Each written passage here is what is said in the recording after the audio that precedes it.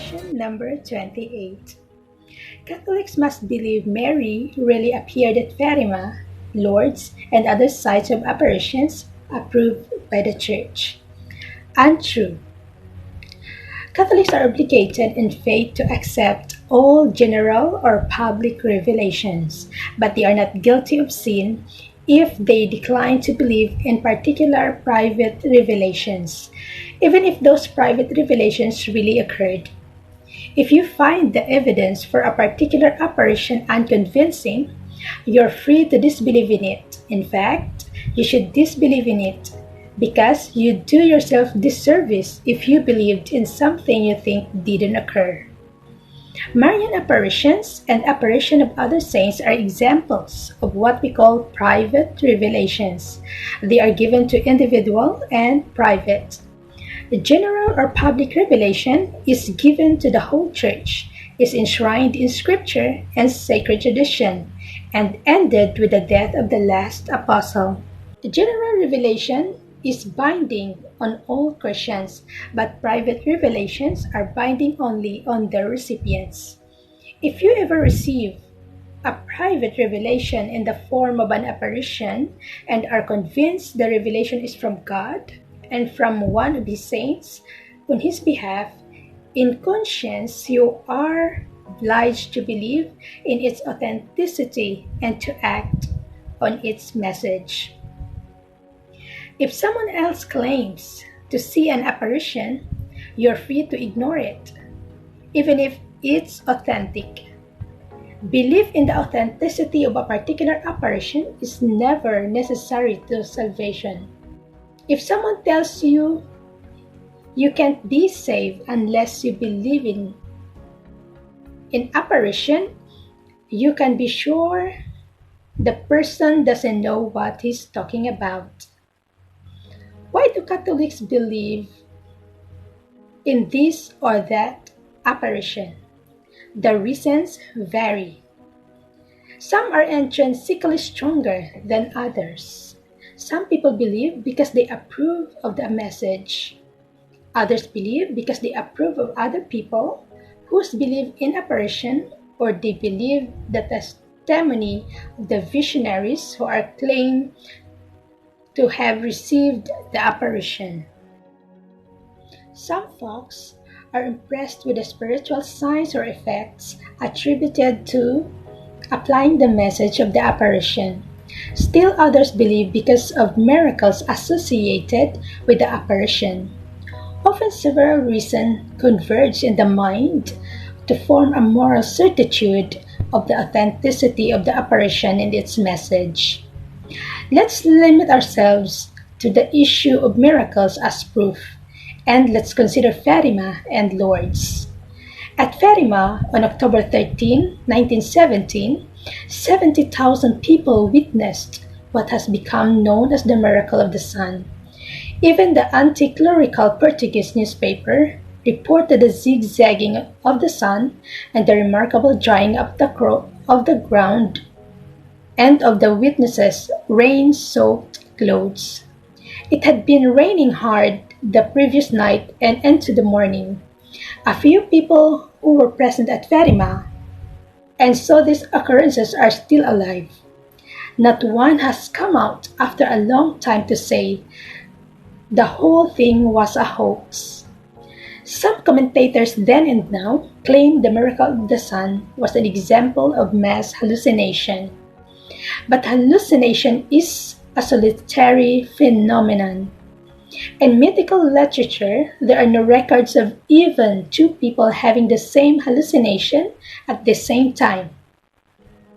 So how can 70,000 people see the same thing, especially when some of them, such as governmental authorities who were atheists, were predisposed to disbelieve in anything smacking of the miraculous? Fatima is one of those things that can't be reasoned away. An open-minded person either accepts it based on the scientific evidence or maintains an agnostic position. There are no grounds of saying the whole thing is a sham. But some people insist it must be. they can't figure out how the sham was effected because they say miracles can't happen. We find both among Christians and non-Christians a dogma against the bare possibility of miracles. We may call people who hold such a dogma anti-miraculists. Their patron saint, if they have, is Émile Zola, the French novelist best known for I Accuse. His intervention in the Dreyfus affair, in which Captain Alfred Dreyfus was unjustly imprisoned for a crime he did not commit. Zola took it as an article of faith that miracles are impossible. He maintained that seeing is not believing, and he had an ample opportunity to see. He described the case of Mary Lemarchand, age 18, whom he saw when she arrived at Lourdes in 1892. It was a case of lupus which had preyed upon the unhappy woman's nose and mouth. Ulceration had spread and was hourly spreading and devouring the membrane in its progress. The cartilage of the nose was almost eaten away. The mouth was drawn up all on one side by the swollen condition of the upper lip.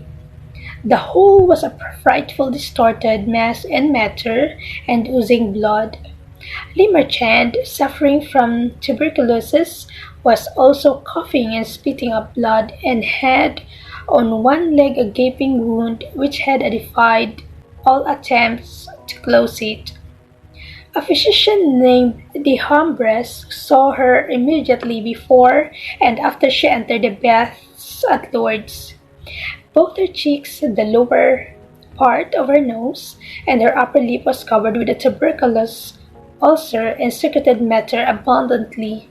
He said, on her return from the bath, I at once followed her to the hospital.